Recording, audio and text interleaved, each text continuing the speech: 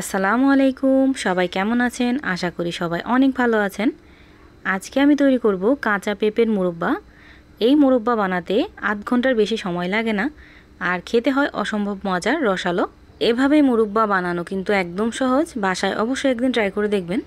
এখন কথা না বাড়িয়ে দেখে নেই আমি কিভাবে এই কাঁচা পেঁপের মুরব্বাগুলো তৈরি করছি।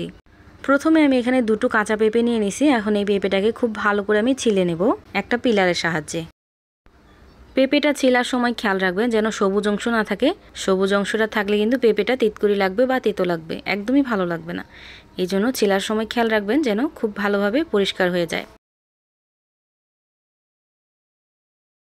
এইভাবে আমি দুটো পেঁপেই ভালোভাবে ছিলে নিছি। আর ছিলার পরে টুকরো টুকরো করার পর আমি দেখতে পাচ্ছি যে পেঁপেগুলো একদম লাল হয়ে গেছিলো। আপনারা যখন পেঁপের মুরব্বা তৈরি করবেন লাল পেঁপেটা নেবেন না, তাহলে কিন্তু মুরব্বাগুলো লাল হয়ে যাবে। এখান থেকে আমি কিছু পেঁপে নিয়ে টুকরো টুকরো করে নিছি। আর আমি কিভাবে টুকরো করছি দেখে নিশ্চয়ই বুঝতে পারতেছেন। এখান থেকেও আমি সবগুলো নিব না, জাস্ট যে কটা আমি সাদা পাবো ওই কটাই নিব।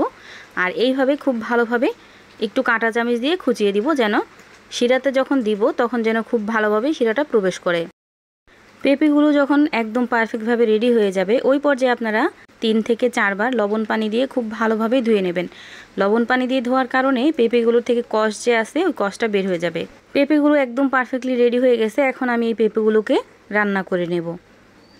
এখানে আমি প্রথমেই দিয়ে দিব হাফ কাপ পরিমাণ চিনি, আর আগে থেকে ভালো করে ধুয়ে রাখা পেঁপের টুকরোগুলো দিয়ে দিব একটা দারচিনি। এখন চিনিটাকে খুব ভালোভাবে পেঁপের সাথে মিশিয়ে নিতে হবে। বাইরে প্রচণ্ড বৃষ্টি হচ্ছে, এই জন্য বৃষ্টির অনেকটা শব্দ মনে হয় মোবাইলে চলে আসতেছে, কিছু মনে করবেন না। এখানে আমি 2 চামচের মতো পানি এখানে ব্যবহার করলাম, যেহেতু পেঁপের থেকেও অনেকটা পানি আসবে। এজন্য 2 চামচ পানি দিয়ে ঢাকনা লাগিয়ে কিছুক্ষণের জন্য রান্না করে নেব। অনেকক্ষণ চুলার হিটটা হাই করে রেখে আমি রান্না করে নিছি আর ঢাকনাটা উঠিয়ে নিছি। এখন আমি আবার একটু উল্টিয়ে পাল্টিয়ে দিব। যখন দেখবেন শিরাটা একটু একটু করে শুকিয়ে আসতেছে ওই পর্যায়ে চুলার হিটটা কিন্তু একটু কমিয়ে দিতে হবে, আর হালকা হাতে নেড়ে দিতে হবে যেন চিনিটা ক্যারামেল না হয়ে যায়। এখন আমি চুলাটাকে অফ করে এইভাবেই ঠান্ডা হওয়ার জন্য রেখে দেব। চুলাটা কিন্তু এখন অফ আছে। এখন আমি ঠান্ডা হওয়ার পর আবার ফিরে আসছি।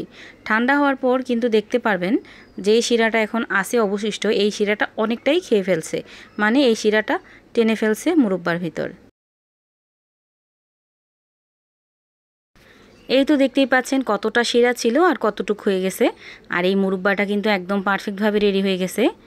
এভাবে মুরব্বা বানিয়ে আপনারা নর্মাল ফ্রিজে রেখে প্রায় 1 মাসের মতো সংরক্ষণ করতে পারবেন। পেঁপের এই মুরব্বার রেসিপিটা যদি ভালো লাগে তাহলে লাইক, কমেন্ট অ্যান্ড শেয়ার করবেন। আমার এই ভিডিওটা যদি ফেসবুক পেজ থেকে দেখে থাকেন তাহলে আমার পেজটা ফলো দিয়ে রাখবেন। আর যদি ইউটিউব চ্যানেল থেকে দেখে থাকেন তাহলে আমার চ্যানেলটা সাবস্ক্রাইব করে পাশে থাকা বেল আইকনটা বাজিয়ে দিবেন। তাহলে আমি প্রতিদিন ভিডিও ছাড়লে আপনাদের কাছে খুব তাড়াতাড়ি পৌঁছে যাবে। সবাই ভালো থাকবেন, সুস্থ থাকবেন। আল্লাহ হাফেজ।